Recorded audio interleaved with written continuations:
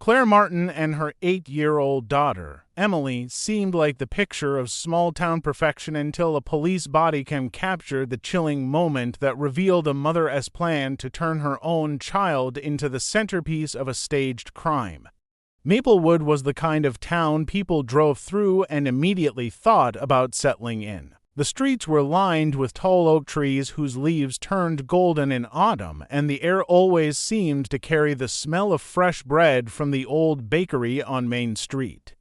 Children rode their bikes without looking over their shoulders, and parents waved from porches, and bothered by the thought of locking their doors at night. Crime was almost unheard of here, and the most pressing police work usually involved chasing stray dogs or returning lost wallets. It was the kind of place where bad things were assumed to happen somewhere else, never here. On Willow Lane, at the far end of a quiet cul-de-sac, sat a pale blue house with a white front door and flower boxes under the windows. The lawn was always neatly trimmed, and in spring, tulips lined the walkway.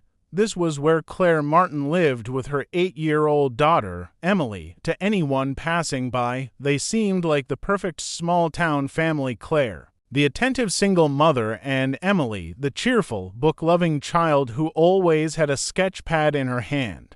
Neighbors often saw them in the front yard, tossing a ball back and forth or laughing over some private joke.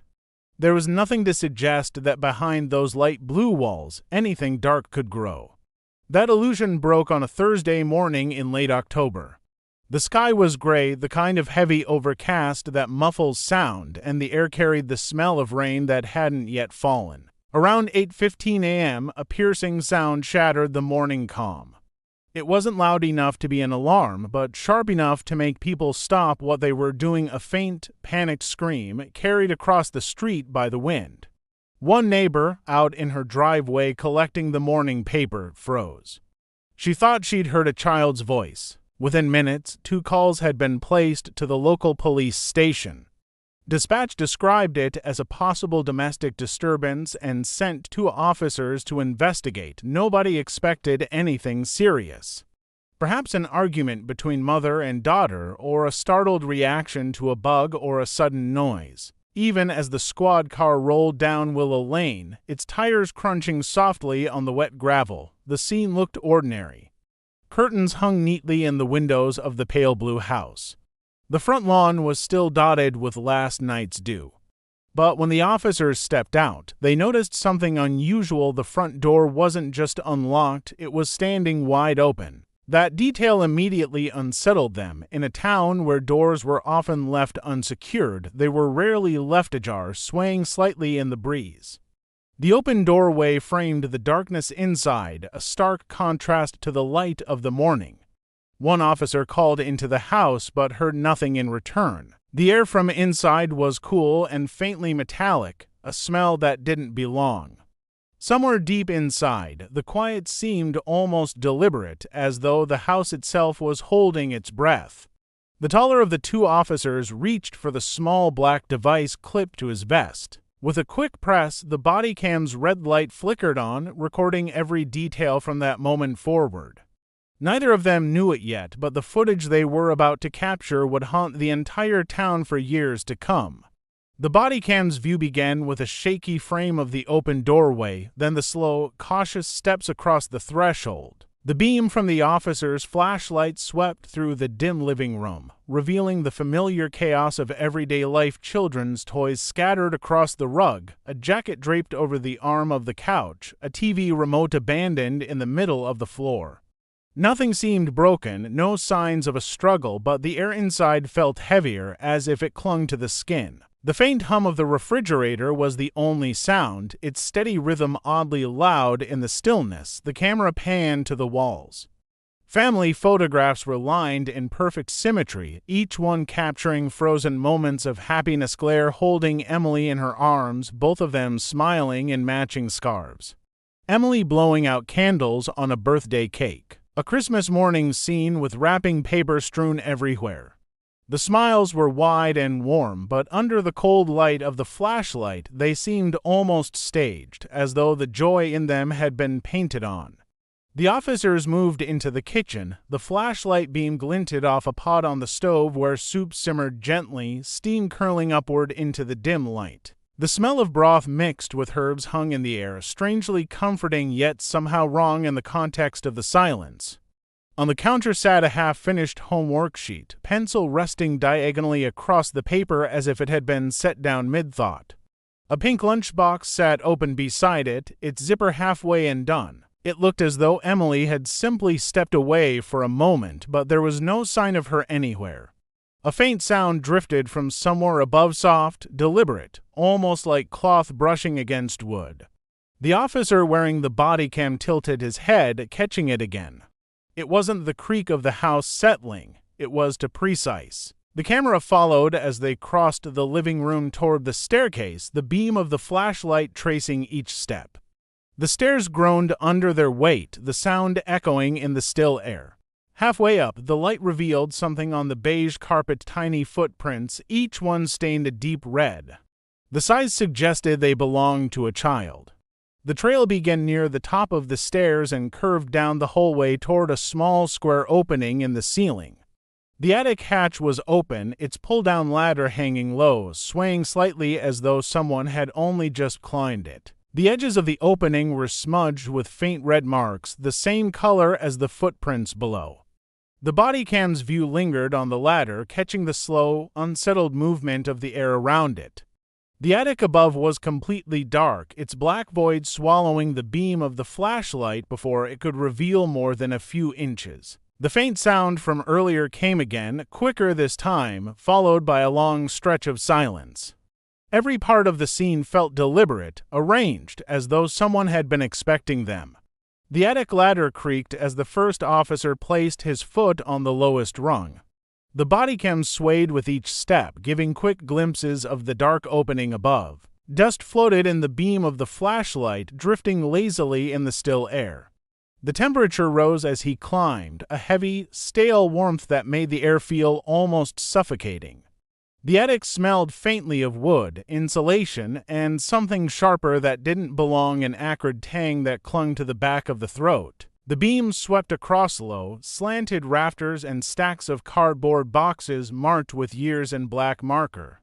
Holiday decorations, old furniture, and forgotten toys sat under a thin layer of dust. In the far corner, almost hidden in shadow, was a large wooden chest. Its surface was scuffed, one of the hinges slightly bent, and the lid rested slightly ajar as if it had been opened in a hurry. The officer approached slowly, the sound from earlier, the faint shifting of something returned, this time from inside the chest. The Bodycam's angle dipped as the officer knelt, one gloved hand pushing the lid open just enough for the flashlight to spill inside. A small figure was curled into the corner, Emily, her knees pulled tightly to her chest. Her eyes were wide and glassy, strands of hair stuck to her damp face. Her wrists were loosely bound with a strip of torn fabric, not tied tight enough to cause injury, but firm enough to restrict movement. She didn't cry, didn't speak, she simply stared past the officer, her gaze fixed on something in the darkness beyond. Following her line of sight, the flashlight beams swept across the far side of the attic. There, crouched low near the wall, was Claire.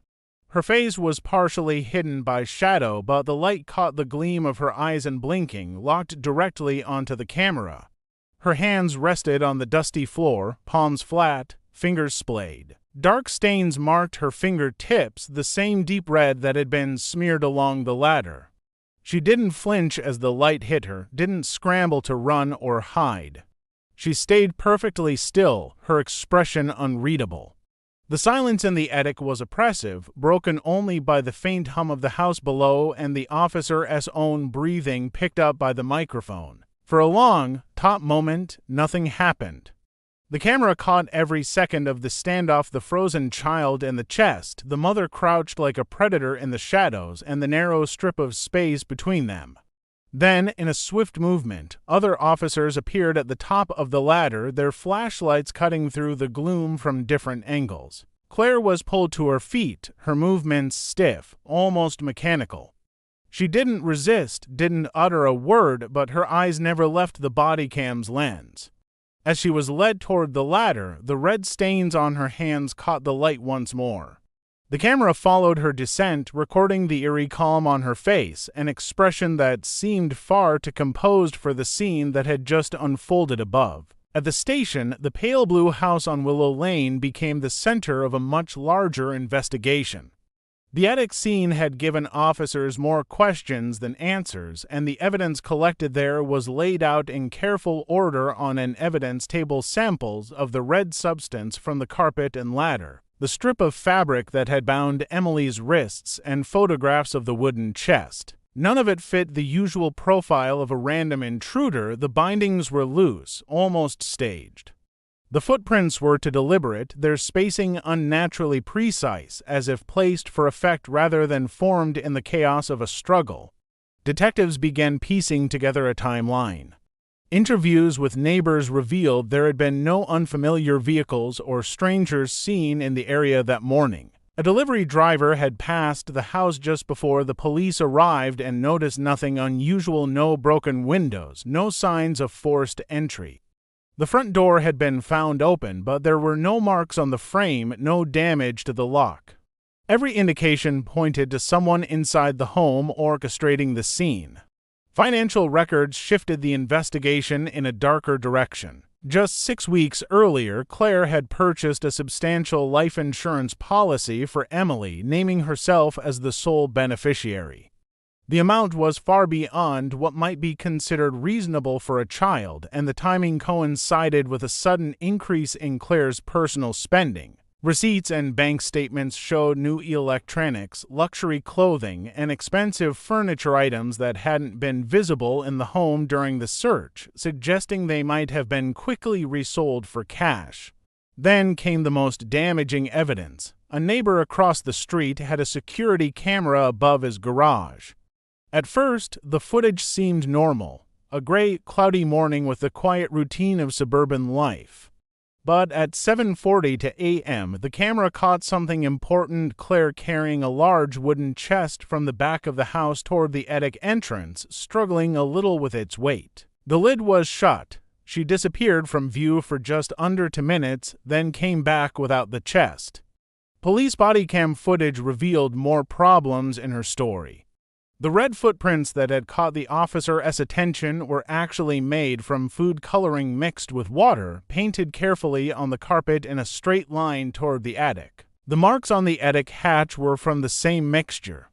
There was no proof Emily had been physically hurt, but she had been kept in the chest long enough to be scared, so her reaction would look real when police arrived. It became clear the whole scene was staged to look like Emily had been kidnapped and hidden by an intruder, only to be rescued in dramatic fashion. The likely plan was to harm her, report her death, and collect the insurance money while blaming a fake criminal. The neighbor's video and the fake evidence destroyed that illusion. Claire's calmness in the attic now made sense. It was the calm of someone who thought her plan was perfect, not knowing it was already falling apart. Claire's trial drew national attention, with the bodycam footage as the main evidence for the prosecution. The jury watched it all: every creak of the attic ladder, every shift of dust, every moment she stared into the camera without emotion. People in the courtroom stayed still as the video played, the lack of fear on her face becoming more unsettling each second. The defense tried to claim she was protecting Emily from a threat, but the staged evidence told a different story. Experts explained the life insurance policy, pointing out how its large amount and recent start raised suspicion. Forensic experts showed that the blood was only food coloring and that its neat placement made it impossible to be from a real struggle. The neighbor's camera footage was played next to the bodycam video, with the timing proving Claire had carried the chest into the attic herself. Every piece of evidence fit perfectly together, leaving little room for doubt. Emily did not appear in court. She was placed with extended family right after the incident, away from the media and far from Claire. Child psychologists described her in the days after being found quiet, jumpy, and unable to sleep without a light on. The jury listened in silence as the seriousness of the plan became clear. When the verdict was read, the courtroom was so quiet you could hear papers shuffle. Guilty on all charges: attempted murder, child endangerment, and insurance fraud. Claire showed no reaction, her face as flat as it had been in the attic. She was given decades in prison with no chance of parole. The judge called her actions a deliberate betrayal of the most sacred trust a parent holds. After the trial, the Bodycam footage was released to the public. It quickly spread on the news and social media, replaying the haunting attic scene. For many, the most disturbing part wasn't seeing Emily in the chest or the red footprints. It was Claire's calm expression, as if she knew she was being filmed and didn't care. Maplewood never went back to normal. The pale blue house on Willow Lane was sold within months, but its cheerful paint couldn't hide what happened there. Neighbors avoided looking at it when they walked by. When the case came up in conversation, adults spoke in low voices if children were nearby. The footage had shown more than a rescue. It revealed the cold planning of someone willing to turn a family home into the stage for a fake tragedy. For those who saw it, the sound of an attic ladder creaking would never feel the same again.